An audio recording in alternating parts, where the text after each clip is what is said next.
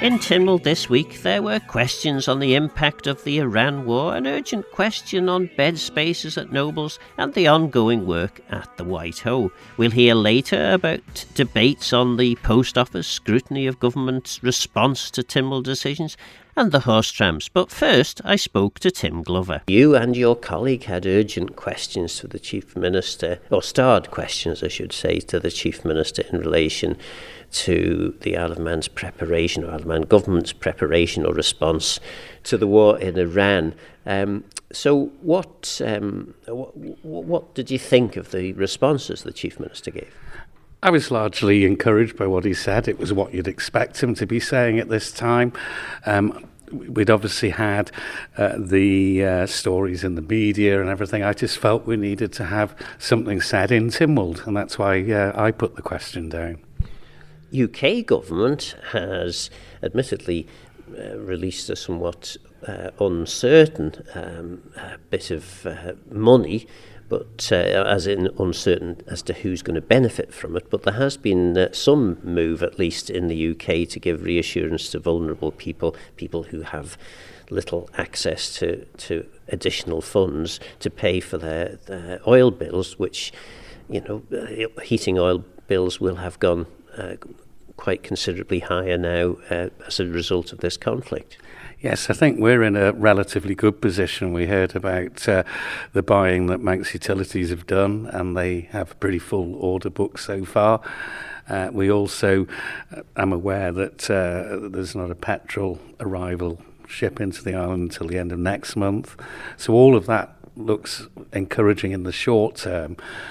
But I guess now the challenge for the Economic and Strategy Committee that the Chief Minister is sharing, which is dealing with this Middle East conflict, that will come if that conflict gets extended and our supplies need renewing. There are, though, I think... That's different, I think, to the UK, where we have seen those spikes already, and there has been allegedly a little bit of profiteering on behalf of energy firms. I was encouraged with what the Chief Minister said, and those talks have already taken place with the energy suppliers and the fuel suppliers on the Isle of Man, that they want everyone to be in this together and we work through it together. So that was encouraging. And I suppose with your role in OFT, you will be more aware perhaps than most Tynwald members about what is happening in the marketplace. Absolutely, and certainly the OFT, as I think the Chief Minister alluded to in the very first interview he did with Manx Radio on the situation in the Middle East, the OFT will play a very pivotal role in all of this. And I did notice on the way in this morning that for the first time in a long time that I can remember, the two petrol providers on the Isle of Man have got a slight difference in what they're charging at the moment. So that's probably down to what stores they have and what they're predicting for the future. But there was a penny difference between the two suppliers. Now, we've not seen that, I would probably suggest, for years. There is, though, a significant proportion of properties on the Isle of Man heated by oil, and clearly oil is vulnerable. Now, gas is not as well. It's not affected to anywhere near the same extent as oil.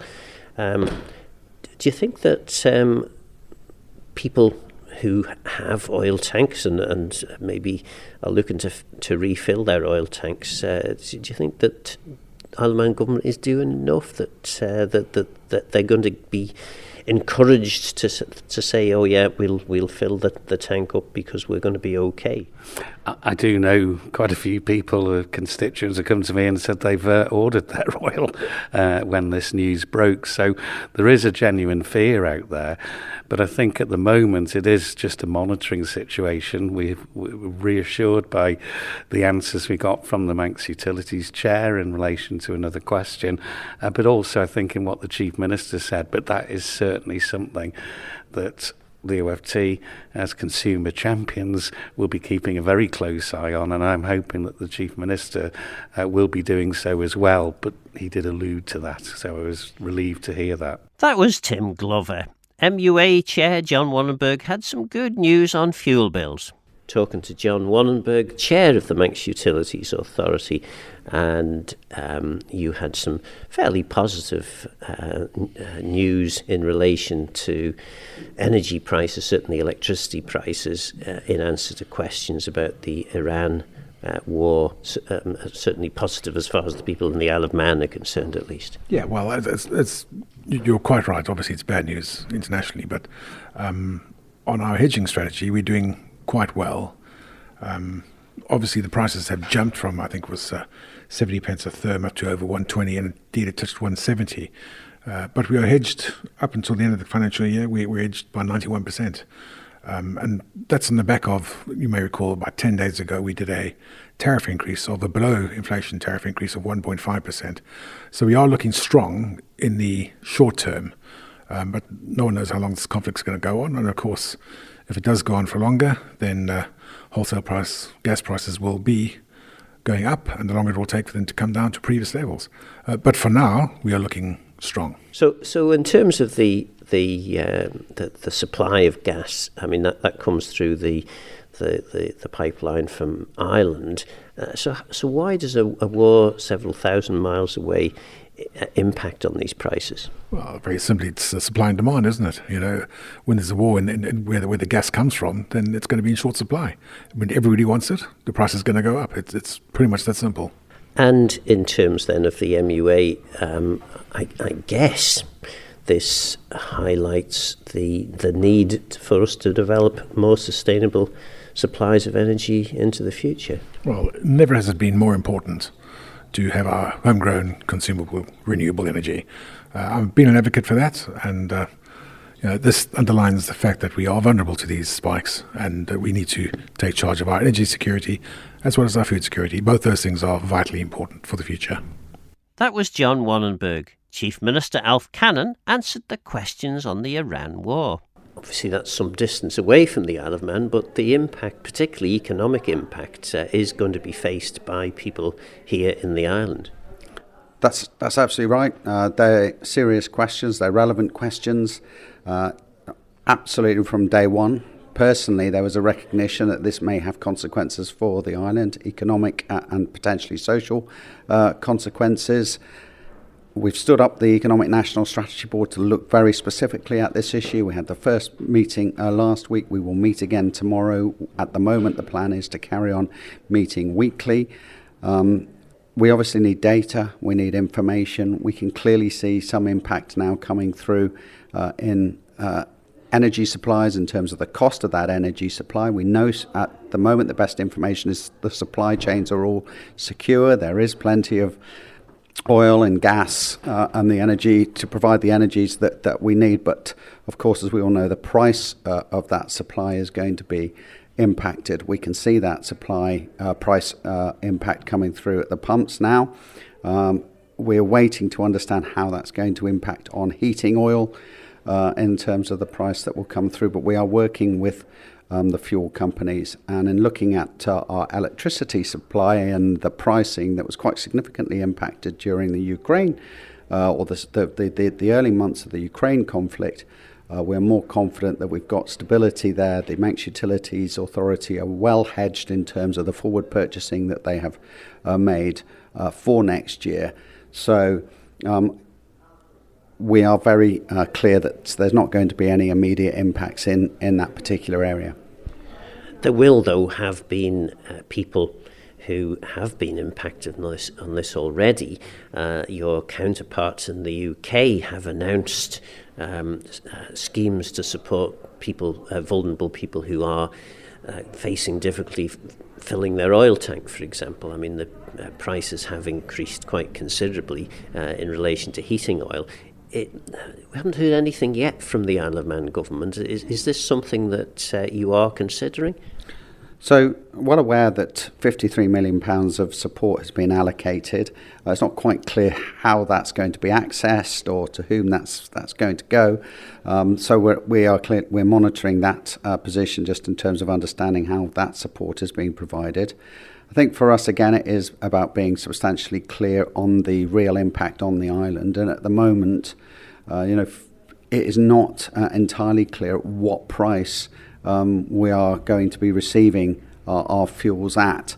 We're working very closely with our main suppliers to understand that pricing impact. And once we get clarity in terms of the price at which heating oil is being delivered, we will be in a better position to understand the impact on particularly the most vulnerable in society, but more broadly the impact on the community, and then make an assessment as to what, if any, support then is needed.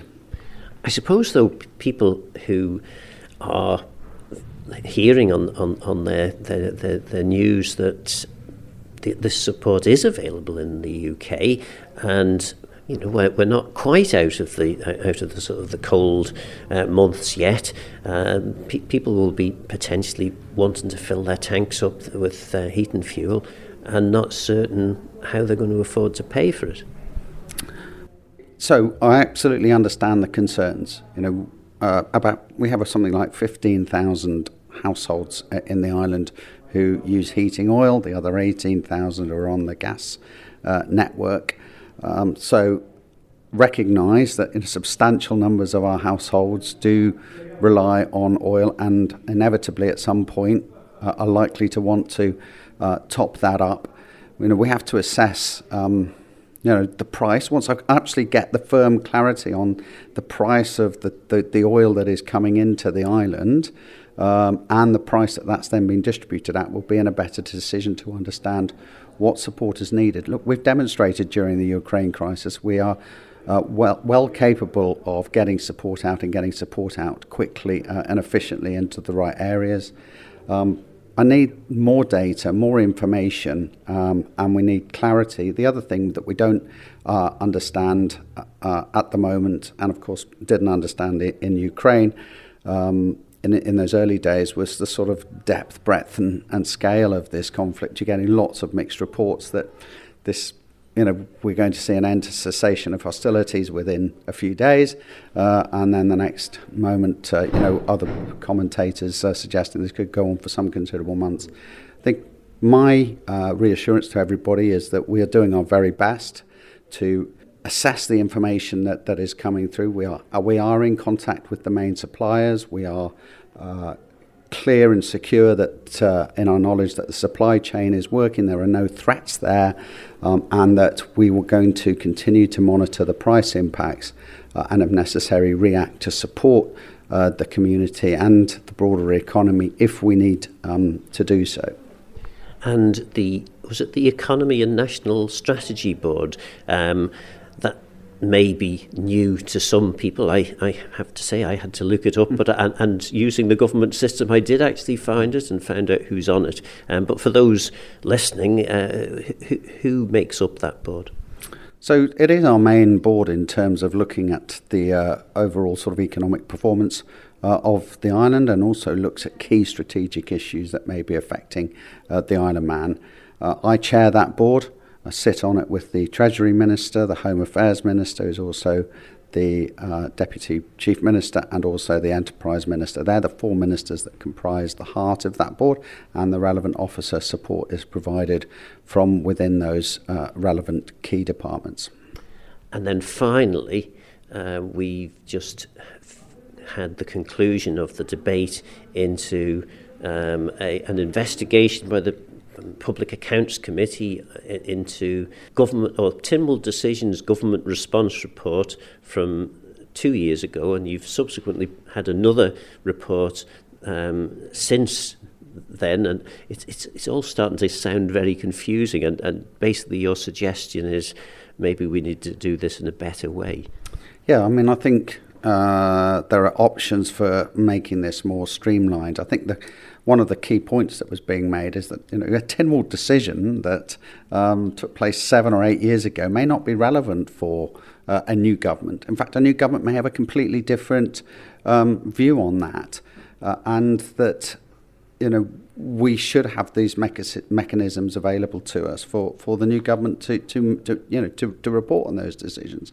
I think also the way the report is structured, the amount of times that it's coming to Tynwald, this sort of central management of it by the Public Accounts Committee could probably be done in a better way. We do have other Tynwald committees. It's just not about government not having scrutiny or not following through on the will of Tynwald in terms of decisions that have been made. But we've had this debate so many times now that often a decision made 1 year is not that relevant 3, 4, 5 years later if it hasn't been taken through to completion by a particular government, and new administrations have different views. So look, this is about streamline. I'm happy to accept the amendment that came from the committee that actually they'll be best placed to decide how to streamline it. Fine, they'll go and have a look at it. They'll come forward with new recommendations, or at least it seems a recommendation in terms of how things could be streamlined. We'll look at that when it comes through just before the end of this administration, I think, July. One of the discussion points was surrounding Singer and Friedlander, which I remember from about 20 years ago. So, decisions from 20 years ago. Are they still binding on, if Tynwald's made a decision 20 years ago, should that not be binding on government until such time as Tynwald changes its mind? Well, look, I think sometimes these, for whatever reasons, there's been a decision made and government's either dealt with that vote in Tynwald or it hasn't. And of course, the question is, do you carry on putting the onus on each new administration? I mean, in that particular case, you say something over 20 years ago, which has not really been a priority for successive governments, clearly, in the relevance for that, and indeed going back at some of these decisions that go after an incredibly long period of time. I think a lot of members would agree. Look, there are other ways for people to pick these things up. If they're important for the government of the day, then they're either going to be in the programme for government, or Tynwald's been likely to be raising it again on the floor. So, some way to make this whole process more streamlined, more functional, more relevant is needed. And look, the position we're in is the committee have said, look, we'll take it back and we agree. We don't want to be over bureaucratic in assessing all these long-standing decisions and challenging government time in, time out about where these have got to. So if there's a way to streamline it, they're going to come back with recommendations, and we will obviously assess that from a government perspective. The key thing is, that there is a relevance to today's government, a relevance to today's society, and I think we should be braver in terms of saying, look, something that happened 20 years ago and that hasn't had completion or hasn't been followed through. The question has to be, how relevant is it, and what impact is it actually making on society? Because that's fundamentally the most important thing. Alf Cannon there. Next speaker, Watterson. The headline act in Tynwald this week, because you seem to have most of the substantive motions. But let's start off with questions. And you were asking questions, obviously, about the post office. What's your concern there? Well, they lead into my motion for the changes that are coming forward at the end of this month about the post office network, and which of course the post office consistently say that this is a loss-making part of their network, and I and many others would say this is a service providing part of their network. It's an essential part of life, and it's not about living in some wonderful state of the past.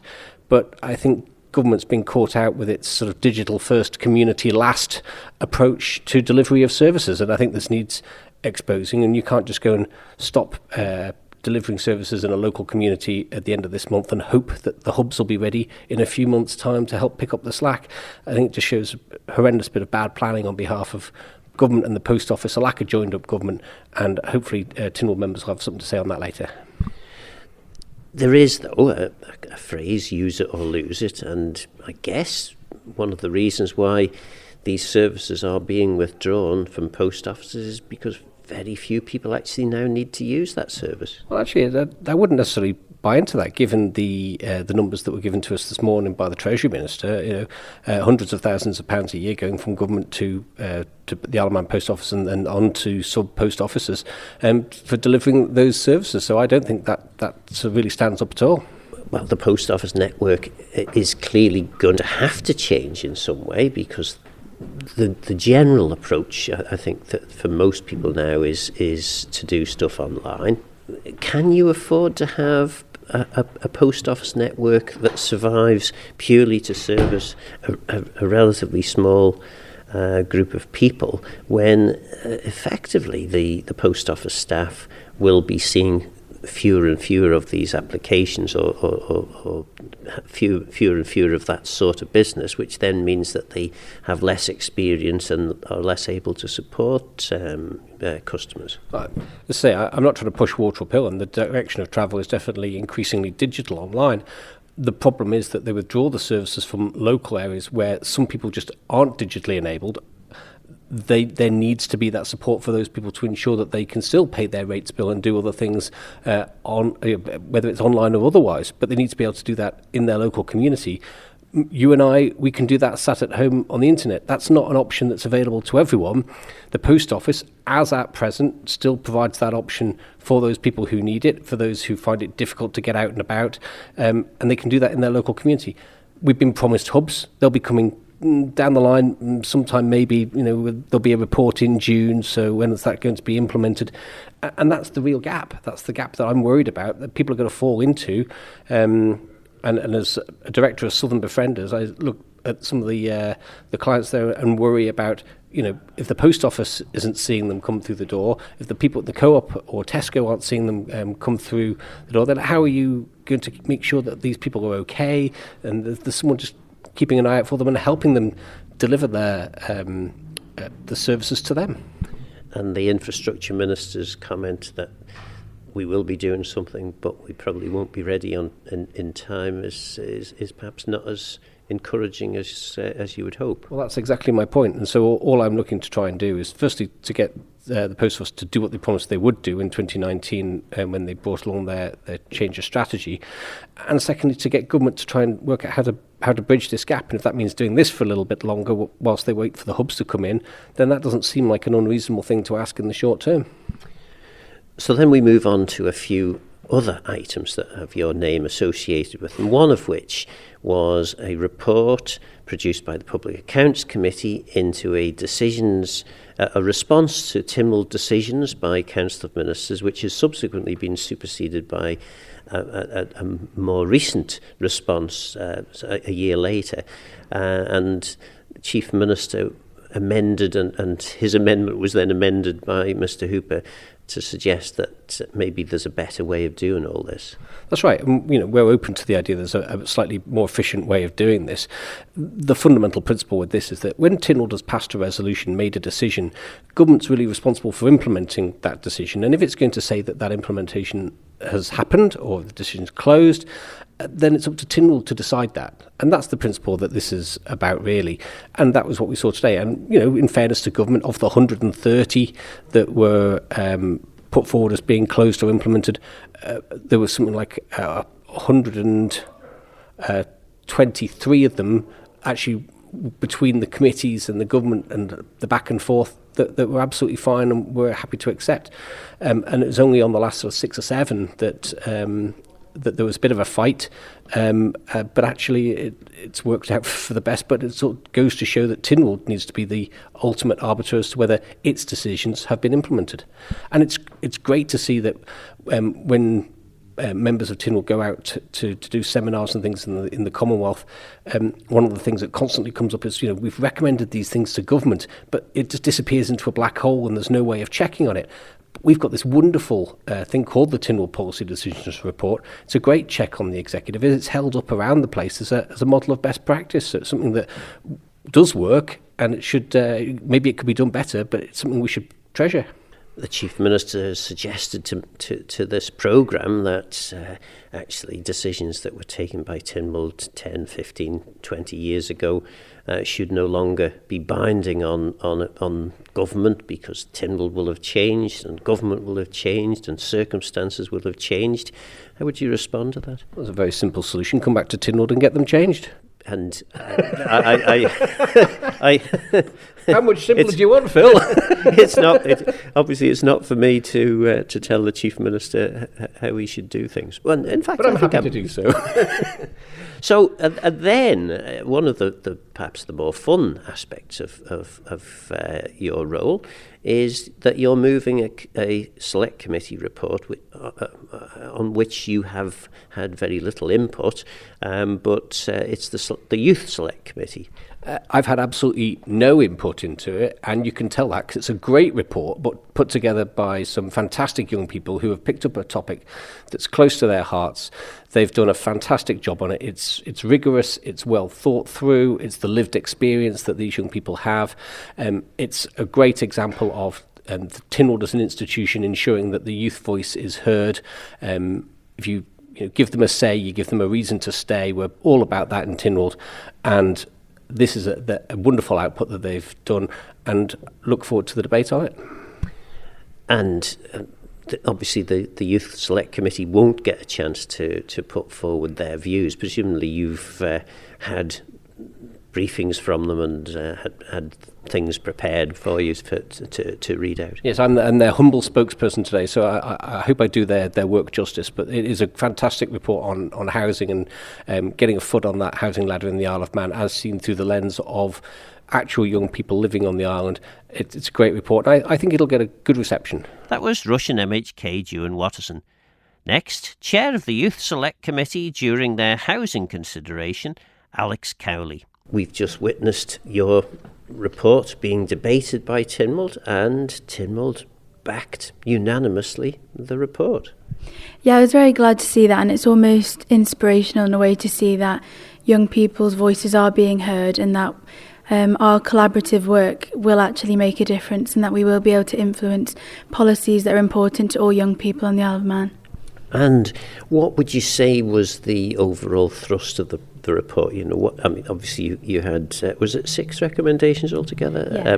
What was behind those recommendations? Because it was all about getting accessibility for young people in relation to housing.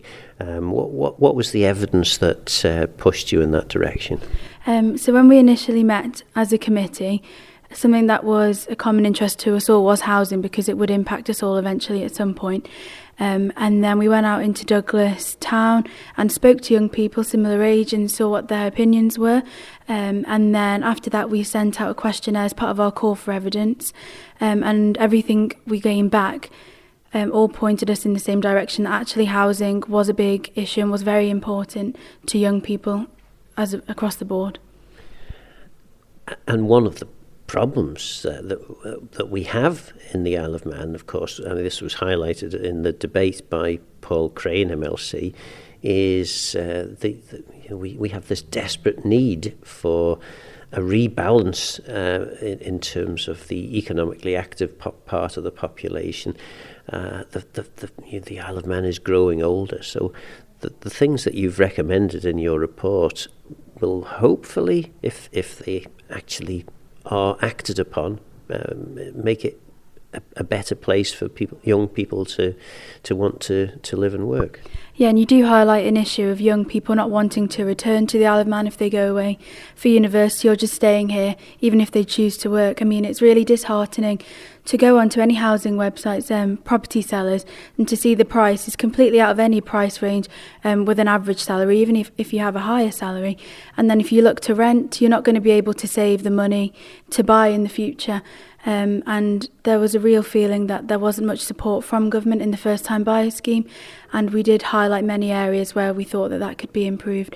And so hopefully, if this report is taken on board fully and policies are changed or schemes are updated and created to support it, then in the future, hopefully we will see more young people staying on the Isle of Man. The Youth Select Committee continues. It wasn't just about one report. What's the latest area of work? It's kind of following on from housing and more on the topic of trying to keep young people on the Isle of Man, seeing what are the main factors and why they do leave. And so we've decided the report would be on support for young people post-education, and so that includes work experience while they're in education, what opportunities there are if they decide to leave education at 16 or once they leave at 18. I suppose I have to ask this question. One way that you could get yourself off the youth committee is by becoming a member of Tynwald. There's a Keys election coming up in September. How many of the youth select committee are thinking about standing? Currently, I don't think any of us are, but I think that's because we're all still studying. Whether some of us are doing our A-levels, or me, I'm a student nurse at the minute, and I know some others are in law. So at the minute, we're just pursuing our chosen career paths, but I definitely wouldn't rule it out in the future, and I don't think any of the members would completely rule it out. Well, certainly if you can get reports through unanimously in Tynwald, you must have some level of political skill. And I think a big part of it is that all of us on the committee, we work collaboratively, we all just come together with the same goal, and I think if you can have that open communication and have the same goal in mind, then anything really is achievable. That was Alex Cowley of the Youth Select Committee. Julie Edge had an urgent question about bed availability in Manx Care. Yes, it was in connection with the press release from the medical and the MSC, which is the doctors' organisation. I believe 75 doctors were party to that distribution of that letter of concerns. And it was raising concerns with regards to the safety element of the hospital, the lack of beds, and also staffing. So I felt it was important. The main issue for me, and I was following up really, was the bed capacity and how that's reduced since Manx Care. And, it's not something that they've not known about. Why have we reached crisis point that our doctors are speaking out for the safety of the patients and the public of the Isle of Man? And that's what it's all about. It's the public safety. And were you convinced by the answers the Minister gave? Because the Minister, there seems to be significant discrepancy in what the doctors are saying and what Manx Care seems to be telling the Minister. And that was my challenge, really, that the public of the Isle of Man have lost complete confidence in the Manx Care Board because we get so many different responses to data, and I'm beginning to wonder if they even know how many themselves. But certainly, up through a series of questions I've already been asking since 2024, the numbers have changed. I've had to challenge numbers and then they change them again. And it does seem that there's nobody overall responsible for that patient bed flow management, which is what the doctors also talked about. And, if somebody comes in through the door at Nobles and they may need a bed, somebody should know there's beds available or not, and what they do in those situations. My written answer was very clear, and of 8 months in the year of 2025, the hospital was not within safe bed limits, and I think that's significant.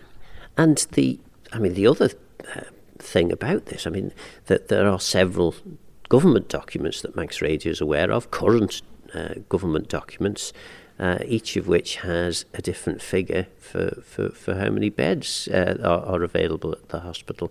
It doesn't seem like it would be that hard for someone to just go round and count these things, does it? It doesn't. And of course, I think since Manx Care, they've tried to conflate and add Ramsay's bed numbers into the Nobles bed numbers so that it's an overall report. Well, actually, they need to be straightforward to the public. Nobles has got this amount, Ramsay's got that amount. These are operational and people are actually employed to work with them. But it doesn't add up to me when we're sitting in here and we're hearing the budget's gone up and the staffing numbers have gone up in the whole of the Isle of Man. And it's mainly because we had 500 new frontline workers in Manx Care.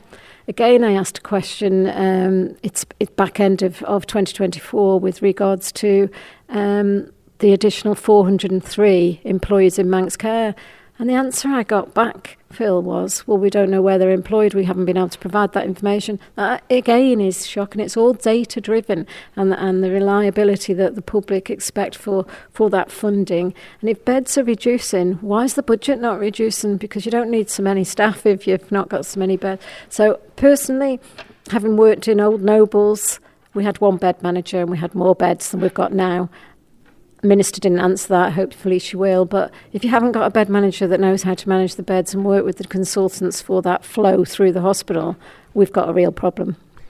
Is the Minister being hung out to dry a little bit by Manx Care here? Because obviously government, the Council of Ministers, through the Minister, has delivered in terms of what was asked of them via the Jonathan Michaels review several years ago now. We are now up to the level of funding that was agreed needed to be provided to provide a good quality Manx healthcare service. So all the provision has been made, but with these somewhat contradictory positions that are being fed through to the minister, is she being hung out to dry, do you think? I find it incredible, and there needs to be accountability from Manx Care Board, and that accountability needs to be challenged and questioned, and if the minister hasn't been given accurate information, I would expect to see some action around that, because that, Tynwald's the highest court in the land. If we're not getting accurate information in here and the minister's being provided with it, we can't continue like that. And again, this is where, and I keep calling for a forensic audit. I've been doing that for a number of years. I think back since probably the first year of Manx Care. Unless you actually get somebody to go in and look at all of this, we'll never know, and all we'll do is keep spending more and more money. And I'm sorry, it's time somebody was held to account. The board was held to account. Apologies, not somebody. The board was held to account for the Manx public for safe access to healthcare, because they've paying virtually double for the healthcare since Manx Care, and they've seen the services decline, and we haven't even got a bed to put somebody in. Really concerned at the comments with regards to frailty and having a consultant to assess whether you're frail or not and whether you'll be admitted. That was shocking. You should be admitted if you need to be admitted. It shouldn't matter whether you're frail, age or anything.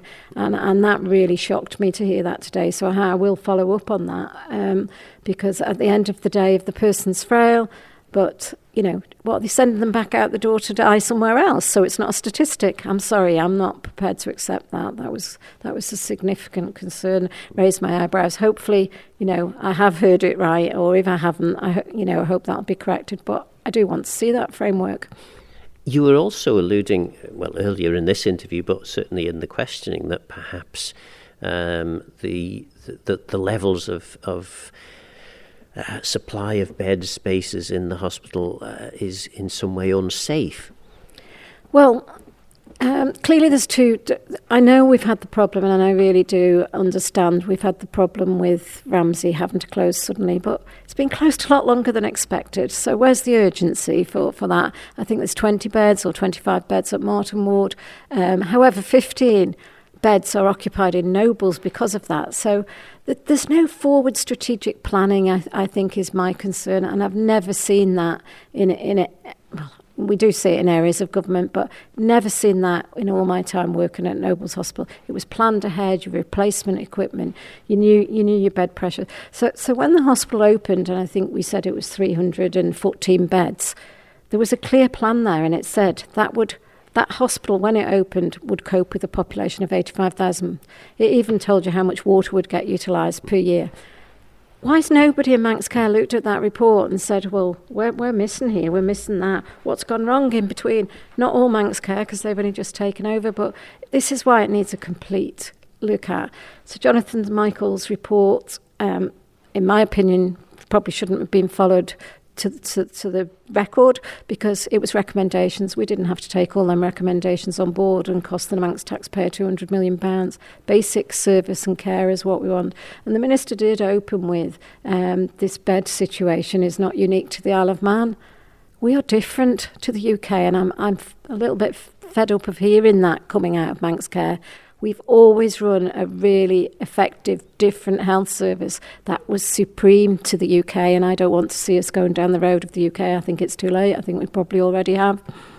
And prior to the creation of Manx Care, primarily the hospital, the health services were run by civil servants from the Isle of Man.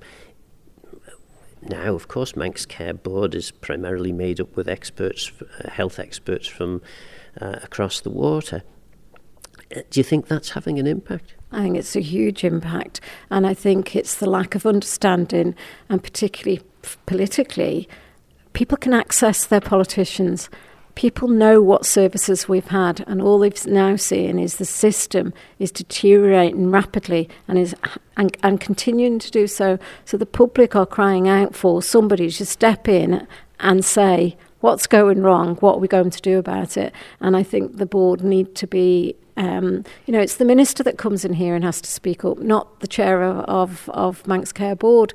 I do think I didn't vote for Manx Care to be set up in the way it was. It was wrong from the outset, so there are some elements in there. I have sympathy with them. If you're not fully devolved everything to you, you can't manage it. Not an excuse anymore. We cannot hear it. Basic data on the number of beds you've got and whether they're occupied or not. But I think the doctor's concern as well was, I came across that they're under pressure to discharge people too soon, and then you're getting readmissions, which, and I think that's a broken system, because you're sending somebody out not well. There's another situation. They're coming in the process and they could be held for 12, 14 hours in A&E. They're not going to get better quickly. And it's significant. Without a bed, without somebody coming in through A&E, being able to get a bed to go out successfully the other side, back into their communities or that, it's significant. I know they've taken a ward out for chemotherapy and for doing an oncology suite, but that should have been planned. You were taking 20 beds out. Where are you going to find those 20 beds? You should have built an oncology suite somewhere else. That's what we would have done in the past. Again, lack of corporate knowledge, and certainly not seeing it within the hospital setting of Manx Care. And to be honest, I'm concerned about other areas of Manx Care. There's significant challenges. And what would I do? I would actually make the significant change and say that politically there needs to be more accountability of Manx Care. And the way that the Act is written at the present time, that is difficult for the Minister to hold them to account. You can have a mandate, you can have an operational plan, but if they still overspend, nobody in government's allowed to overspend. Yet we've seen it year on year, so there's something significantly not working in Manx Care, and I hope that the board can look to try and fix this. If not, we need to be looking at what we're going to do with that particular board and how the Isle of Man manages its health services. The Minister, the whole point of establishing Manx Care was so that politics could be taken out of the professional day-to-day operation of a healthcare service. And there's some sense to that, because ministers are not experts on brain surgery or whatever the issue of the day might be. But what's happening, it would appear anyway, that Manx Care are happy to allow the Minister to take all the flak in Tynwald, and the Minister's kind of... certainly in terms of our request for an interview, the Minister said, well, we need to speak to Manx Care, even though it's the Minister that's been answering the questions. Yeah, the governance structure's all wrong, and it gives Manx Care the opportunity to state that. Do we need to take political out of the operational side of Manx Care? I think we've seen the answer to that. What's happened since that has happened? I think the public of the Isle of Man have not got the services they were used to prior, and we've seen the costs double virtually. That's the answer for that. Should it be a full statutory board operated like the Post Office, where there still is political accountability with a chair and a vice chair? I believe that would be the best way forward. Old hospital board that we used to have was a board separate from the DHSC, but that's how you can operate it effectively and successfully. And with only overspends of 10 million, look at the overspends and the increase. So, can the Isle of Man afford to continue with Manx Care operating the way it is? Probably not. Do we need to fix it? Yes, we do. Do politicians need to work to do that for the people of the Isle of Man? That's our job. That's our responsibility. It's not a devolved board's responsibility, and we need to get a grip of it quick. Julie Edge there.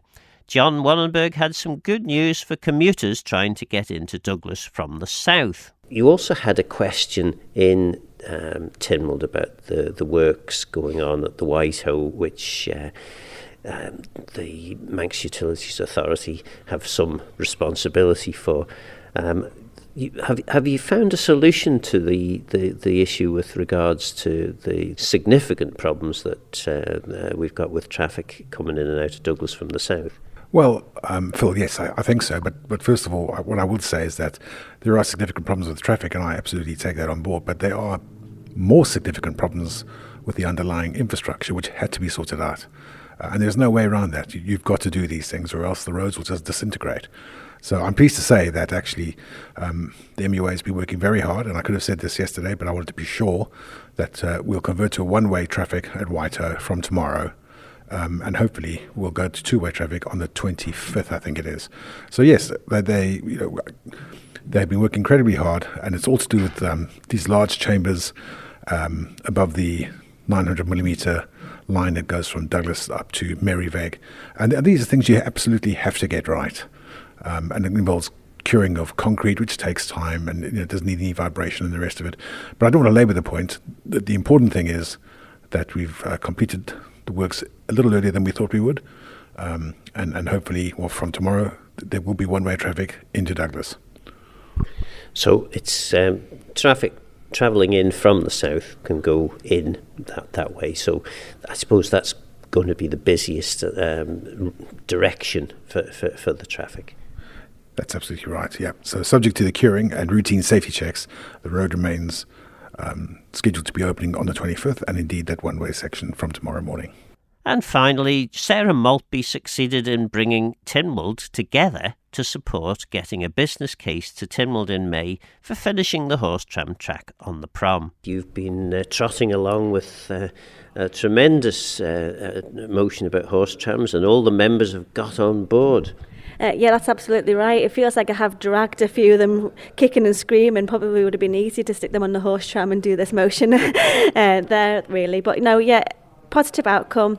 The original motion was to bring April's Tynwald. I recognise that was ambitious, but it really was to try and kickstart this conversation because despite what many people might think, this administration actually hasn't discussed the horse trams, and we have been waiting for this business case and waiting for the capital funding request. So this isn't something that we have actually had a say in. So it kick-started that, and I think it was a really positive outcome, unanimously supported today, to bring it to May's Tynwald, which the Minister Crookall, did indicate was very possible. He would just need to work with his Treasury colleagues to ensure that that happened.